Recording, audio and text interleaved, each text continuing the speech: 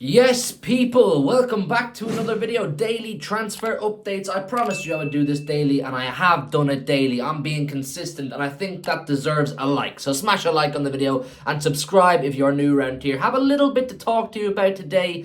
It's not the kind of information slash news I want to be bringing you. I believe Manchester City, according to the reports today, are making a massive mistake in the way they're approaching next season with the squad we're expecting to have next season. According to reports today from Rob Dawson at ESPN, Man City are prepared to head into next season with the same squad and may not make a major summer signing unless a player asks to leave and their valuation is met by another club. So as of right now, City, according to this report, are happy to go into next season without signing anybody. Now look, I'm sure there's plenty of you out there who'll say to me, Hugh, we just won the league. You know, don't fix something that's not broken and yada, yada, yada. And look, there's a part of me takes that on board. And there's a part of me goes, yeah, you might be right, don't fix what's not broken. But I think we've learnt in football enough over the years that if you stagnate, if you stall, if you plateau, you get caught.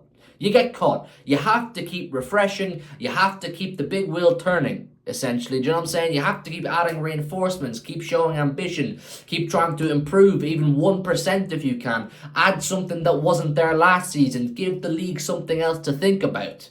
And it doesn't seem like we're in the market to do so. I mean, look, you know me. In my opinion, I think the squad does need some surgery this season. I think what's most disappointing about this is that they're not even saying something along the lines of we could do with a backup for Rodri, because I'm sorry, it's plain to goddamn see, people. It's as clear as day that Rodri is crying out for a proper backup. And I'm not talking about Kovacic, and I'm not talking about Calvin Phillips or anyone of that, ilk. I'm talking about a proper defensive midfielder, versatile enough to play as a number 8 in Manchester City squad and play 20, 30 games a season, come on as a sub when needs be, and be perfectly comfortable.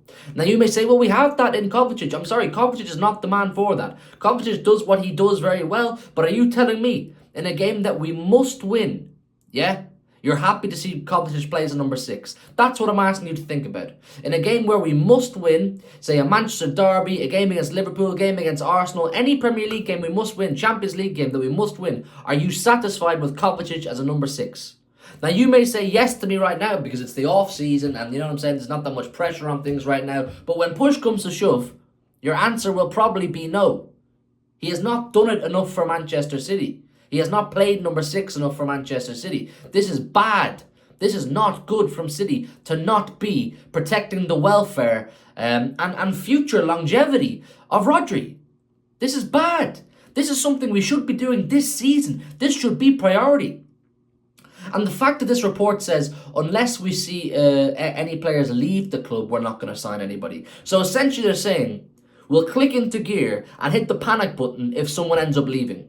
So if someone like Bernardo's release clause gets met randomly one day, 52 million, and he's gone, he's happy to go, he negotiates, he's gone, we'll go, oh, we better go find someone now. No, this isn't planning properly. This isn't strategizing properly. This is a big mistake for Manchester City.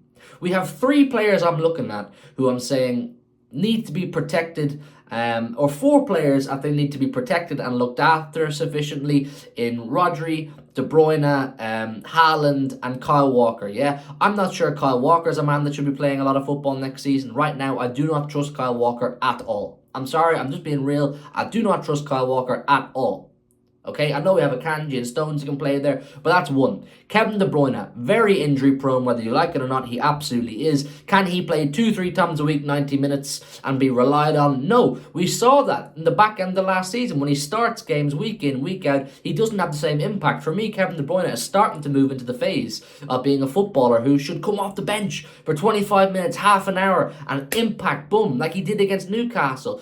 That's what Kevin De Bruyne should be for right now. We should be bringing in further midfield reinforcements. And I don't just mean anybody. We should be looking at trying to push for people like Musiala. We should be looking at trying to push for top midfielders.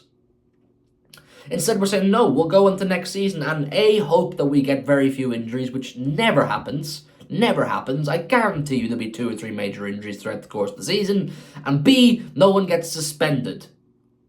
So not only with Rodri in his circumstance are we relying on him to perform week in, week out and remain fit, which is difficult as he came out and said he's tired, we're B, hoping he gets no more suspensions. Now Rodri, in the nature and the way he plays, he picks up quite a few yellow cards. As we saw, the 4 games he missed last season, we fucking lost, didn't we? So I think this is a massive mistake for Manchester City. And another part of the report goes on, or from a different article says, Sergio Gomez does not see himself having any more chances at Man City next season and welcomes the move to Real Sociedad. But the coaches at Man City, who are advising against Sergio Gomez's departure, think he could be an important player in the future for Man City and may regret if they lose him. So the coaching staff at City are putting pressure on the board to keep Sergio Gomez. Now look,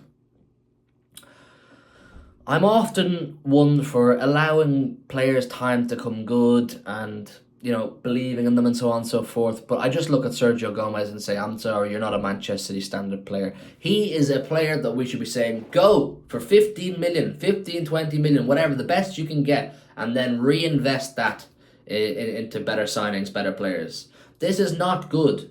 I think we will live to regret this. Look, what we're saying we're going to do is exactly what Jurgen Klopp and Liverpool did. Yeah, that Jurgen Klopp Liverpool team that was great for many years. They rinsed and repeat, rinsed and repeat, rinsed and repeat. They won the league. The team was jaded. The team was tired. The team didn't have the legs to keep going the way Klopp wants them to play. They didn't add the correct reinforcements in time before a major collapse happened.